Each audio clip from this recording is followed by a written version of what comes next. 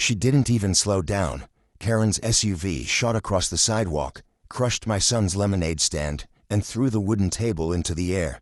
I heard my boy scream, and for 1 second my heart stopped because she didn't hit the brakes until the stand was already under her tires.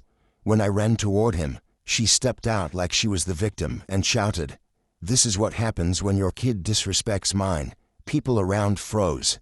My son was shaking, lemonade all over his clothes, his small hands scratched from the fall. Karen pointed at him like he was some criminal and said, "I told him to sell lemonade to my son. He refused. That's not allowed here." Her own kid stood behind her, hiding, like even he knew she went too far. I held my boy close, trying to check if he was hurt. But Karen kept yelling, "I'm on the HOA board. Kids can't refuse service. It's discrimination." She acted like crushing a child's stand was part of community rules. I tried to stay calm, but my voice broke when I said, "You ran over my son's stand. Are you out of your mind?" She smirked and replied, "If he followed the rules, none of this would happen. And don't forget, I can still file a complaint against him." That's when she made the mistake of walking back to her SUV, whispering loudly enough for everyone to hear, "I'll make sure they're kicked out of this neighborhood." She didn't know I had a camera on the porch pointed right at her car, and I didn't tell her I wasn't just some dad running a small lemonade stand for his kid. I had something she definitely didn't expect. Something that would turn this whole thing upside down. Before she could drive off, a neighbor rushed over and whispered to me, "I saw everything." She pressed the gas on purpose. His voice was shaking because even he couldn't believe how far she went over a cup of lemonade. Karen overheard him and turned it into another scene, pointing her finger at everyone like we were her students. "Nobody saw anything," she barked, "and if anyone lies, the HOA will deal with you too." She spoke like she owned the town. My son held my hand tighter and said quietly, "Dad, did I do something wrong?" That one line hit me harder than anything Karen had said. I wasn't even angry anymore. I was cold. Calm. The kind of calm that scares people. And Karen noticed it too, because her fake confidence slipped for a second. Then, out of nowhere, she pulled out her phone and said, "You know what? I'm calling security right now. I'll tell them your kid attacked my car." My jaw clenched. She wasn't just lying, she was building a full fake report in front of everyone. And the crazy part, she sounded practiced, like she'd done it before. But while she was talking, I stepped closer and simply said, "Karen, you sure you want to do that?" She rolled her eyes. "Yes, because you don't know who you're dealing with." I almost laughed, because she was right. She had no idea. She didn't know about my job. She didn't know about the training I had. She didn't know what I carried in my pocket every day. And she definitely didn't know that her little accident with the lemonade stand wasn't the worst thing caught on camera today. When she saw my smiles, low, controlled, quiet, she suddenly stopped speaking mids. Her eyes narrowed, confused. Maybe for the first time, she felt something she never felt before. "Fear," she stuttered. "Why? Are you smiling like that?" Because I already knew what was coming next. And she wasn't ready. Karen lowered her phone slowly, like she wasn't sure if she should keep pretending or just run. My son stayed behind me, still scared, and every time I looked at his scraped hands, something inside me tightened. Karen must have noticed, because she suddenly switched her tone and tried the classic HOA trick, fake innocence. "I mean, maybe we can solve this without making it a big deal," she said, forcing a smile so wide it looked painful. "Accidents happen. Your kid should have listened. My son wanted lemonade. That's all." I didn't say a word. I just pulled my own phone out. The screen lit up with a notification from my porch camera. Motion-detected vehicle impact. Karen's eyes followed the glow like a magnet, and I saw her swallow hard. What is that?" she asked. "Proof," I said simply. Her face froze. For a moment, she didn't move, didn't blink. Then she tried one last desperate play. She stepped closer and whispered, "Delete it. If the HOA sees this, I could lose my position." I raised an eyebrow. "You almost ran over my son, and that's what you're worried about?" Her mask cracked again. "You don't understand. I run this neighborhood. People listen to me. Not today, I said. She tried to grab my phone, and that's when a deeper voice behind us said, "Ma'am, don't touch him." We turned to see Officer Grant walking up the street. He lived 2 houses down, off duty, but fully aware something was wrong. Karen's mouth dropped open. She shouted, "You're HOA security, right? Come arrest him." Grant looked at her like she was speaking another language. "I'm not HOA security," he said calmly.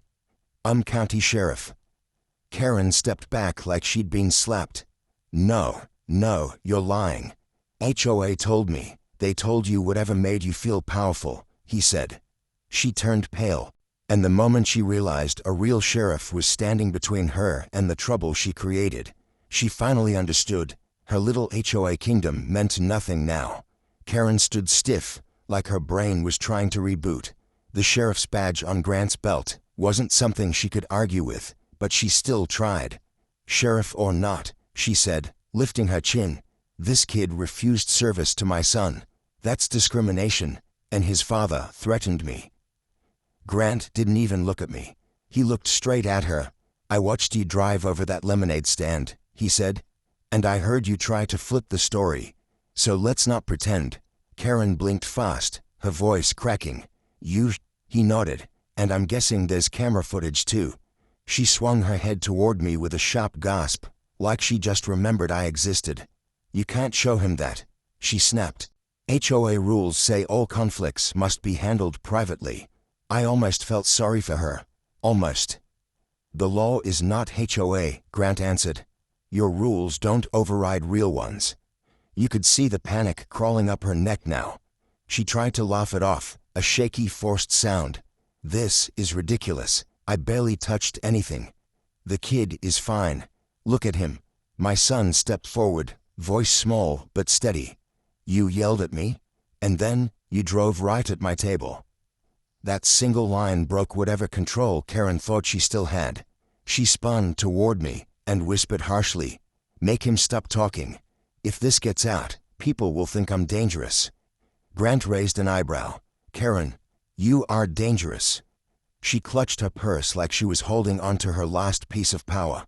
"If you report me," she said, "I'll make sure the HOA removes your fence, bans your tools, fines your property, everything. I'll ruin you." She didn't know she had just threatened the one person in this town she really shouldn't. I finally spoke, calm and quiet. "Karen, before you threaten me again, maybe ask what I actually do for a living," she scoffed. "And what's that?" "You fix lemonade stands." I leaned in slightly. "I work with the county." "Same department Grant works in." Karen froze again, her face draining of color. No, you can't be." But she knew. She felt it. And for the first time, she realized she didn't run this neighborhood anymore. Karen's mouth opened, then closed again, like she couldn't decide whether to scream or faint. You work with the county," she whispered. Her voice was so small now that even her own son seemed confused. She looked around, hoping someone would back her up. But every neighbor who saw what happened stayed silent. No one was on her side anymore. I didn't bother repeating myself. I just showed her the ID badge clipped inside my wallet. She stared at it like it was a weapon. This can't be real," she muttered. "HOA told me you were just a handyman." Grant let out a low breath.